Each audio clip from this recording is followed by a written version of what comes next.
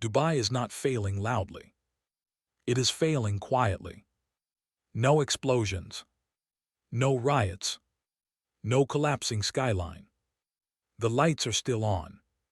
The fountains still dance. The luxury cars still glide past polished marble entrances. And standing above it all, like a symbol of unstoppable wealth, is Burj Al Arab, the hotel that was designed to look like a sail, the building that told the world Dubai had arrived, the image printed onto postcards, travel ads, investment brochures, and billionaire fantasies. For decades, it represented something almost mythical, a city that turned sand into gold. But today, something feels wrong. Because beneath the music, beneath the branding, beneath the endless claims of luxury and growth, there is a silence, an unusual silence, the kind of silence that happens when a machine is still running, but no longer producing what it once did. Dubai still looks rich, but looking rich and being economically secure are not the same thing. And nowhere is that contradiction more visible than Burj Al Arab, a building created to symbolize infinite demand, now standing in a city increasingly dependent on maintaining appearances. Because this story is not really about one hotel. It is about what happens when an economy is built on movement, and movement slows.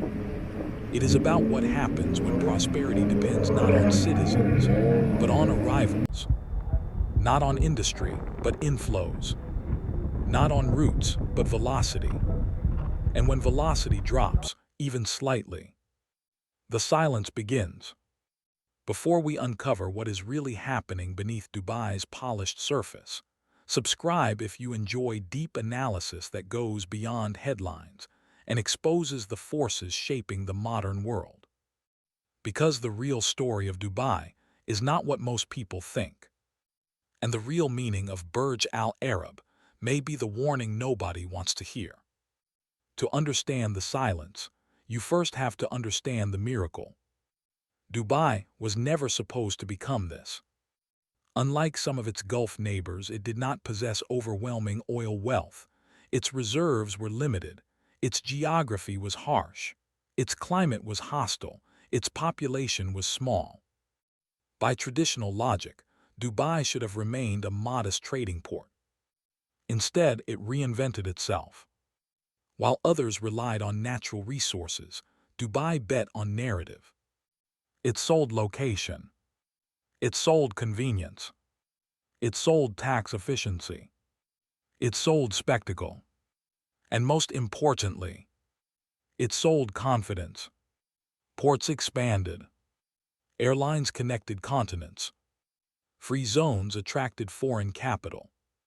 Luxury real estate rose from the coastline. Artificial islands redrew the map itself. Dubai became less of a city and more of a platform, a place where money could arrive quickly, move efficiently, and feel glamorous while doing it. Then came the icons. The skyline was not just architecture. It was advertising. Each tower sent a message to the world. We are growing. We are modern. We are inevitable. And no symbol carried that message more powerfully than Burj Al Arab. Opened in 1999, it was deliberately excessive. Built offshore on its own artificial island. Designed taller than necessary. Marketed as one of the most luxurious hotels on Earth. Gold interior, private butlers, helicopter pad, royal suites. This was not hospitality. It was geopolitical theater. The purpose of the building was larger than occupancy rates. It told investors, tourists, executives, celebrities, and governments, if we can build this in the desert, imagine what else we can build. And the world believed it. Capital poured in. Expats arrived. Developers multiplied. Property prices surged. Tourism expanded. The city became a global shortcut between Europe, Asia, and Africa. For a generation, Dubai looked like the future. Fast, clean, safe, efficient. A place where old-world bureaucracy was replaced by speed. Where ambition faced fewer obstacles. Where wealth appeared frictionless. Even crises seemed temporary. When the 2008 financial crash exposed leverage and debt across Dubai's property sector, many assumed the dream was over. It was. The city adapted, rebranded, restructured, recovered, then grew again. That resilience strengthened the myth. Dubai wasn't just successful. It was anti-fragile. It could survive shocks and emerge stronger. And so the towers kept rising. The hotels kept opening. The branding intensified. The confidence machine continued. But here is the uncomfortable truth. Sometimes systems look strongest right before they become fragile. Because polished surfaces can hide dependency. Growth can hide concentration risk. Luxury can hide emptiness. And iconic buildings can continue shining long after the underlying model begins to weaken. That is where Burj Al Arab becomes more than a hotel. It becomes a signal. Because if a city built on constant arrivals begins to experience hesitation, if foreign buyers pause, if tourists diversify elsewhere, if regional instability changes capital behavior, if remote work weakens geographic necessity, then the first thing to disappear is not the skyline. It is the momentum. And momentum is what built Dubai. The streets may still look clean. The valet may still open the door. The lobby may still smell of luxury. But if momentum fades, the silence gets louder. And that is exactly where we need to look next. Because the emptiness people notice in Dubai is not random. It is a symptom. In the next layer of this story, we examine what is quietly draining demand from one of the world's most carefully managed success stories. Cities built on industry can survive slow seasons. Factories may reduce output. Exports may dip. Growth may stall. But the underlying machine still exists. Workers live there. Families remain there. Supply chains stay rooted there. Dubai is different. Dubai was built on circulation. People arriving. Capital arriving. Tourists arriving. Deals arriving.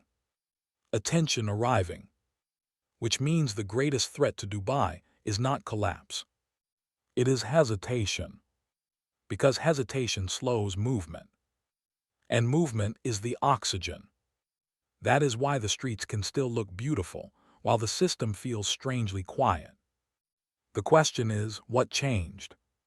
The first layer is geopolitical. Dubai rose during an era of accelerating globalization. Borders softened for capital. Air travel boomed. Multinational executives moved constantly. Investors sought tax efficiency. Regional instability in nearby countries often redirected money into the UAE as a safe harbor. Dubai benefited from chaos elsewhere. When surrounding regions felt uncertain, Dubai looked stable. When bureaucracy elsewhere was slow, Dubai looked fast. When taxes elsewhere rose, Dubai looked attractive. But geopolitical advantages are never permanent. Today, competition is intensifying. Saudi Arabia is aggressively repositioning itself through Vision 2030, attempting to pull regional headquarters, tourism, sports, and capital inward. Doha strengthened global visibility after the World Cup. Singapore remains a trusted Asian capital hub. Riyadh is no longer a place many firms can ignore. Dubai is no longer competing against stagnation. It is competing against ambition. And that matters, because when capital has more premium destinations to choose from, inflows fragment. The second layer is demographic reality. Dubai's population looks large on paper, but much of its economic engine depends on non-permanent residents, executives on contracts, entrepreneurs testing markets, workers on visas, tourists in cycles, investors with multiple homes. Many participants in Dubai's economy are present, but not anchored. That creates flexibility during booms, but fragility during uncertainty. If conditions change, they can leave faster than citizens in traditional nation-states. They do not need to protest. They do not need to revolt. They simply relocate. That is a modern form of capital flight through people. And it is far quieter than panic. The third layer is cost. Success raises prices. Rents rise. School fees rise. Lifestyle inflation rises. Premium branding becomes everyday expense. For ultra-wealthy residents, this is manageable. For middle-tier professionals, the people who sustain services, consumption, and local demand, it becomes a calculation. Stay in Dubai or move somewhere cheaper with remote income. Increasingly, many can ask that question. Because the fourth layer is technological. Remote work changed geography. For years, global hubs enjoyed a structural advantage. If you wanted top opportunities, you had to physically be there. Now, many high-income workers can earn internationally while living elsewhere. If a consultant can bill London clients from Portugal, if a founder can run teams from Thailand, if a trader can split time between Switzerland and United Arab Emirates, then Dubai loses part of what once made it essential. Convenience becomes optional. And optional demand is unstable demand. The fifth layer is psychological. Luxury cities depend on perception. People do not only buy square footage. They buy status. They buy momentum. They buy the feeling that everyone important is arriving next month. But once people suspect the best years may be behind them, behavior changes. Buyers wait. Renters negotiate. Investors diversify. Visitors shorten stays. Nothing dramatic happens, but velocity declines. And velocity decline in a leveraged prestige economy can matter more than recession headlines. This is why emptiness in Dubai is often misunderstood. Observers see a quiet road and assume disaster. That misses the point. The deeper signal is not zero activity. It is lower intensity. A city engineered for constant motion becomes strangely noticeable when motion normalizes. The roads are still clean. The malls are still open. The fountains still run. But the rhythm has changed. And when rhythm changes in a place designed around spectacle, people feel it immediately. This brings us back to Burj Al Arab. The building still photographs perfectly. Its silhouette still dominates marketing campaigns. Its service standards may remain elite. But icons cannot generate macroeconomic momentum by themselves. They can symbolize confidence. They cannot replace it. A hotel can host wealth. It cannot manufacture demand forever. And that is the hidden vulnerability of landmark economies. They mistake symbols for systems. The symbol continues shining, so leaders assume the system remains intact. But symbols are lagging indicators. They often survive long after fundamentals soften, which means the most dangerous phase is not visible decline. It is elegant stagnation, where everything looks functional, everything looks expensive, everything looks impressive. Yet beneath the surface, fewer people are arriving for the future. They are arriving for a weekend. And that difference changes everything. Because cities built on visitors eventually need residents. Cities built on transactions eventually need belonging. Cities built on inflows eventually need something deeper than inflows. And in the final layer of this story, we examine the structural truth Dubai rarely advertises. What happens when a city becomes world famous before it becomes economically self-sustaining?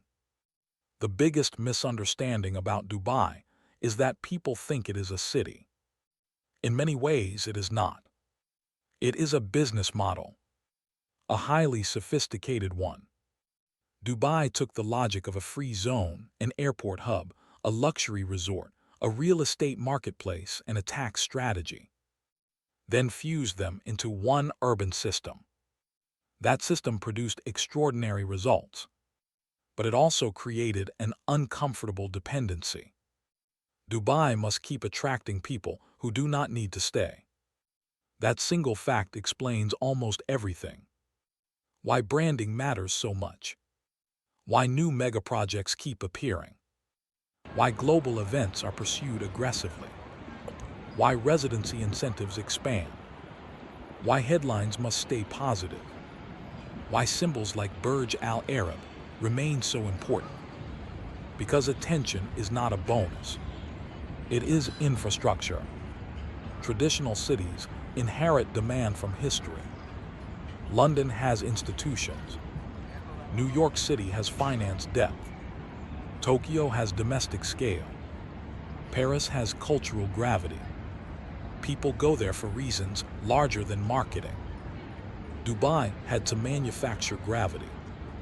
And to its credit, it did. Few places in modern history engineered global relevance so quickly.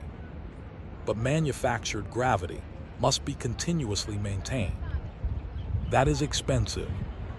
It requires incentives. It requires reinvention. It requires spectacle. It requires the perception that tomorrow will be bigger than today. The moment tomorrow feels uncertain, the machine strains. This is why empty Dubai is often the wrong phrase. Dubai is not empty in the literal sense. It is full of infrastructure, full of towers, full of roads, full of malls, full of premium square footage. What can become scarce is organic permanence. People who stay regardless of cycles. Businesses rooted for generations. Communities that cannot be arbitraged elsewhere. Demand that survives because it belongs there. That kind of permanence takes time. And time cannot be fast-tracked with cranes. This is the paradox of rapid growth cities. They can build physical density faster than social depth. They can construct skylines faster than identity. They can attract residents faster than they can create citizens. And when global conditions tighten, that difference becomes visible. Not through collapse, through softness. Vacant units here. Lower foot traffic there. More incentives quietly offered. Longer decision times. Less urgency. The city still works. But the energy changes. That is what viewers around the world instinctively sense when they say Dubai feels quiet. They are reacting to a mismatch between scale and pulse. A metropolis built to feel crowded with momentum, feeling spacious instead. And then there is Burj Al Arab. The hotel was once a prophecy.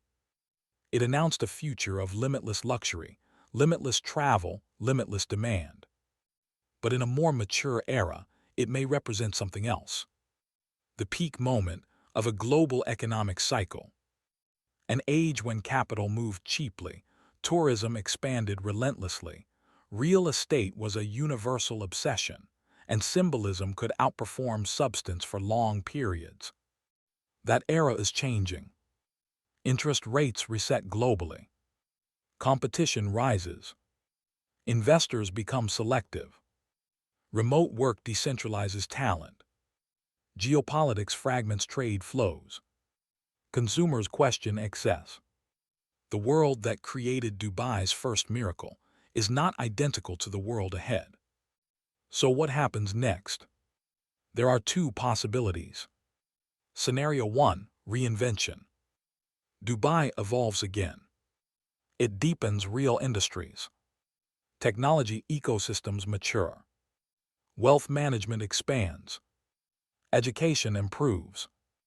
Long-term residents become more anchored. The city transitions from spectacle-led growth to substance-led resilience. If that happens, icons like Burj Al Arab become historic monuments to an earlier chapter, important but no longer central. Scenario 2, Maintenance Mode. The city continues building, branding, hosting, announcing, and polishing, but without solving the dependency on mobile capital and temporary demand. In that case, the skyline remains impressive. Yet each year requires more effort to generate the same excitement. More launches, more campaigns, more incentives, more narratives. That is how glamorous systems slowly exhaust themselves. Not by failing once, by needing to perform constantly. And this is why the story matters far beyond Dubai. Because many modern economies are becoming Dubai-like. Dependent on asset prices, dependent on perception, dependent on foreign flows, dependent on consumers feeling wealthy enough to keep spending. Dubai is simply the clearest version of a global trend. A city where the machinery is visible, where the branding is explicit, where the contradictions rise hundreds of meters into the sky, which means Burj Al Arab is not just about Dubai anymore. It is a mirror reflecting what happens when image outruns foundation, when growth outruns roots, when prestige outruns permanence. The music can still play, the elevators can still rise, the chandeliers can still glow. But if the future no longer arrives at the same speed, even luxury begins to echo. If you enjoy in-depth analysis that cuts through surface narratives and reveals the systems underneath, subscribe and share your perspective below. Because the next decade may decide whether Dubai becomes a durable global city or the most elegant warning sign of the 21st century. And if the age of spectacle is ending, what replaces it?